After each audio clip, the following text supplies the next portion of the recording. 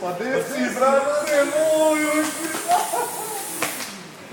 Kome si biti šlapnu kule, a? Če nešto da kupimo, brate, a? Pa nisam, viš puno pare. Jesam kume, ajmo. Meni je ostao na klaviru. Ma jebeš klavir, ajde malo cigajski. Ajde vidimo šta ima. Brate, nisam te vidio 100 godina. Nisam ja Majke, ti vidio, što si nazvao? Svaka ti čast, A, brate. lepo ti izgleda. I ti meni, majke. Si čuo si čortera? Jesam, brate. Šta mi radi? I dalje siluje.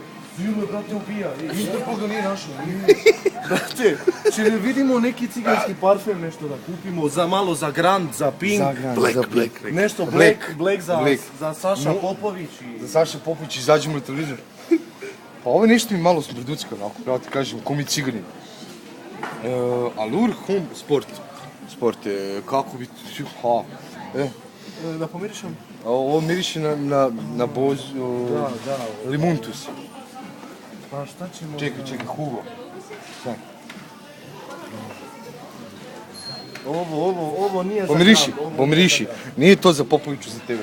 Grand. Ne, ovo nije za Popović. Evo ga ovo što ja koristim. Da, on voli Boss.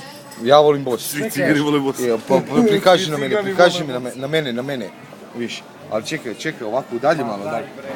Znaš, i onda ja... Šo, popriška? Brate, mi cigani volimo ovo, brate. Imam ja taj. Imam. Ćemo kupio za Sašu Popović. Koga jebe neko kupi Suzana. A, da. Ali imaš i ovaj beli, kume. Razumiješ? Imaš ovaj beli. On ti je, možda, evo viš.